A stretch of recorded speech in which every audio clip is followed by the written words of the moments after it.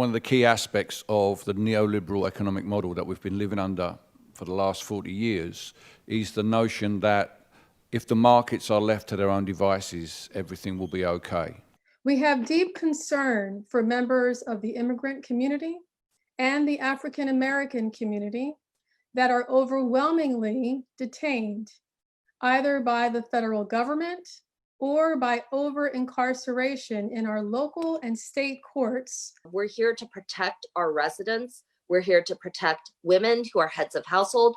We are here to protect our Black and Brown communities and immigrant communities. We are here to protect our disabled folks, our activists, seniors, veterans, and so many others who have been long left out of an equity conversation and inclusion. Bobby was one of the first guys that helped me out when I first started, when I was back in the amateurs. He boxed me a couple of times, and he's a really great guy. Normally you would go through your whole series of masks that you're making, say 10 or 5, whatever you decided to make in your bundle. We've covered 2 major topics. We've covered how to manage risk. We've covered how to accumulate wealth. And the third area, now that we've protected ourselves, we've accumulated wealth, how are we preserving? How are we going to preserve what we've worked so hard to achieve? Mosquitoes generally are not life-threatening unless they happen to be carrying some unusual pathogen. But the thing that can really cause problems is the deer tick. Es que esperaba más del municipio, del gobierno, para las personas que perdieron sus casas, sus hogares. O sea, están muy lentos, o sea, me decepcionaron en esa parte. First one I think is tourism. City of Philadelphia generates over $7.1 billion annually. The issue is it's all concentrated in that area.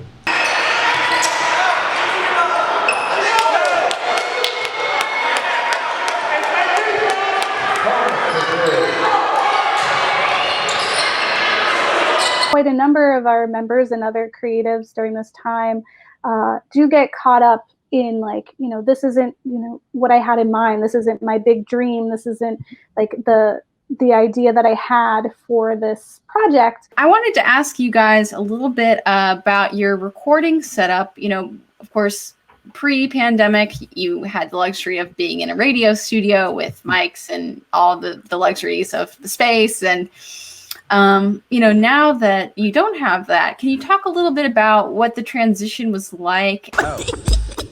Yes. Yo, okay. Hear me out? No, hear you out. How's the apartment? Yeah, it's a little messy here. You sort of just took off when this whole thing started. Well, that's a little unfair. I mean, I just helped you sort the mail the other day.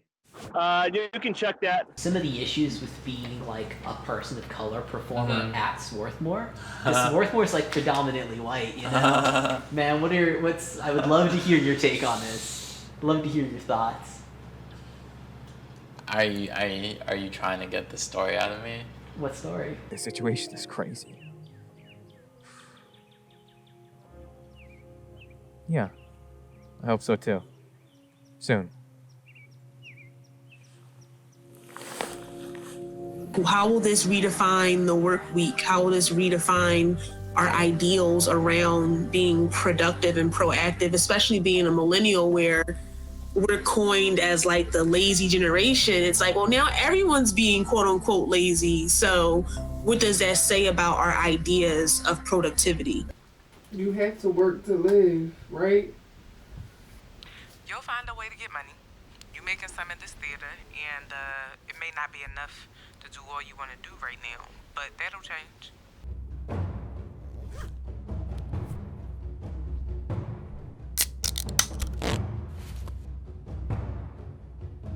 Oh,